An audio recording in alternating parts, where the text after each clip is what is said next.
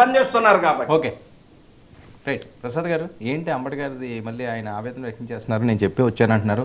మొన్నేమో నా రెడ్ బుక్ని చూసి కుక్క కూడా భయపడదని మాట్లాడుతున్నాడు. అంటే ఆయన ఎందుకు అరెస్ట్ చేస్తారు, మళ్ళీ అరెస్ట్ చేస్తారా ఇలాంటి విషయస్లోని, రెవెన్యూ వాటిల్లోని? ముందుగా 99 ప్రేక్షకులకు నమస్కారం అండి. ఇలా ప్యానల్లోని మిత్రులకి మీకు కూడా నమస్తే సార్. ఇప్పుడు ఆయనకి సంబంధించింది ఒక గెస్ట్ హౌస్ విషయంలో సీరియస్ అప్రహెన్షన్స్ ఉన్నాయి. ఆయన క్లారిటీ ఇచ్చాడు. బాబు స్విమ్మింగ్ పూల్ కాదు బాబు, నుయ్య అదేదో మీరు బిల్డింగ్లు అనుకుంటున్నారో అది పెంకుటిల్లు, అదే నాకు సంబంధించింది, దాన్ని గెస్ట్ హౌస్ అంటారో లేదంటే మీ ఇష్టం వచ్చిన పేర్లు పెట్టుకోండి. ఇది రెవెన్యూ ఆస్పెక్ట్లో మా అయితే అది ఇల్లీగల్ కన్స్ట్రక్షన్స్ కానీ లేకపోతే అనాథరైజ్డ్ కన్స్ట్రక్షన్స్ లేదంటే దాన్ని ఏమంటారు అసైన్ ల్యాండ్లో ఏమైనా పొరపాటున ఇల్లు కట్టినా లేకపోతే అసైన్ ల్యాండ్ కొంటున్నా అవి ఈ చట్టపరమైన చర్యలు అంటే పెనాల్టీ క్లాసు మళ్ళీ తిరిగి జప్తు చేయడం తప్ప అరెస్టుల దాకా వెళ్తాం. పైపచ్చు ఎలక్షన్ అఫిడవిట్లో ఈయన పొరపాటున ఆస్తిని డిక్లేర్ చేయకపోతే ఐటీ పరంగా కానీ లేదంటే వాటి పరంగా దాని మీద చర్యలు ఉంటాయి. ఇది పెనాల్టీ క్లాసెస్ ఇంపోజ్ చేస్తూ దానికి అంత భ్రూణహత్యల టైప్లో జైలు దాకా వెళ్ళవు. మరి ఎందుకు నేను సెంట్రల్ జైల్లో చెప్పేసి వచ్చాను చేసుకోండి అంటున్నారు? అంటే ఇప్పుడు ఉన్న సిచ్యువేషన్స్లో ఏంటంటే మనోభావాల యుగం నడుస్తుంది. ఈ మనోభావాల యుగంలో ఏంటంటే ఇందాకలా చూడండి వంశీకి ఒకదాని కేసు తర్వాత పీటీ వారెంట్ అలా కంటిన్యూస్గా ఇష్యూ చేసే దగ్గర ఇతన్ని 54 కేసులు ఒకే రోజు క్వాష్ చేశారు గౌరవ హైకోర్టు. అవును. సో 54 కేసులు క్వాష్ చేయడం ఫస్ట్ టైం తెలుగుదేశానికి ఒక డిఫరెంట్ డెంట్ పడినట్టే.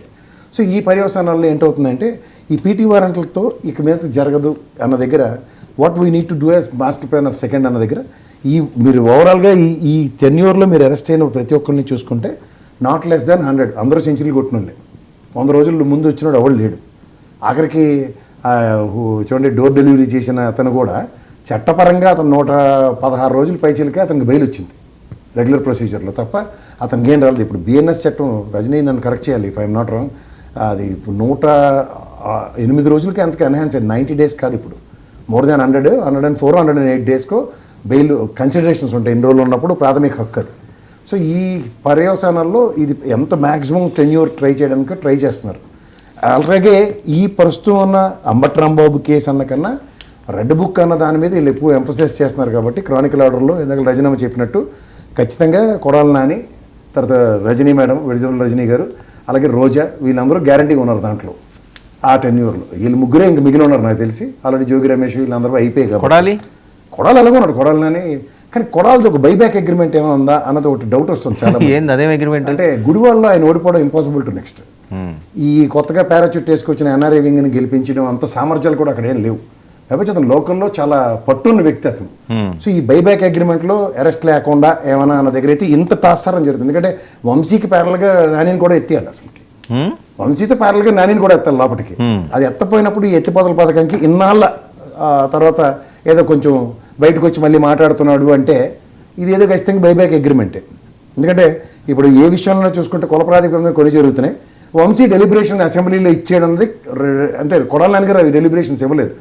అసెంబ్లీ వేదికగా కొడాలి నాని ఒక బదులు వంశీ గారే ఇచ్చారు కాబట్టి ఆ వంశీని క్రిస్టల్ క్లియర్గా పట్టుకున్నారు. ఆయన మీద వెంజెంట పాలిటిక్స్ని ఎస్టాబ్లిష్ చేశారు. But where it comes to ఈయన నేచరు ఫ్రమ్ ద డే 1 నుంచి పార్టీతో డిఫరై బయటకు వచ్చిన దగ్గర నుంచి ఇదే లాంగ్వేజ్తో కంటిన్యూస్గా సస్టైన్ అయి మాట్లాడుతున్నాడు కొడాలి నాని. బట్ వంశీ అన్న అతను all of a sudden popup అయింది బై ద టైం ఈ turn into YSRCP. But Rajasekhara Reddy గారి దగ్గర కాంగ్రెస్లో జాయిన్ అయిన తర్వాత జగన్మోహన్ రెడ్డితో వైఎస్ఆర్సీపీలో జాయిన్ అయిన దగ్గర నుంచి కొడాలి నాని లాంగ్వేజ్ కన్సిస్టెంట్గా అదే. సో దీంట్లో మోస్ట్ ఆఫ్ ద తెలుగుదేశంకి అప్రహెన్షన్స్ ఉండవు. ఎందుకంటే అతని ఫ్యామిలీల మీద వాటి మీద ఇతను మాడింది అంత ఉండదు, సింగిలర్లతో మాట్లాడతాడు అంతే. సో వంశీది మాత్రం పర్సనల్గా తీసుకున్నారు, అంచేత అంత డిఫరెన్స్ అయింది.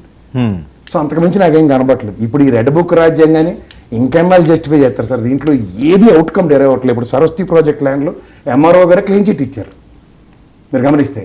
నెక్స్ట్ పవన్ కళ్యాణ్ గారు అంతా ఆవేశపడ్డారు. ఆయన పొంగనూరు ఎమ్మెల్యే గారు ఆయన ఇప్పుడు పెద్దారెడ్డి గారి గురించి హెలికాప్టర్లో చూశారు, అన్నీ చూసినా అది తుస్సుమంది దీపావళి టాప్ కన్నా దైద్యంగా తుస్సుమంది.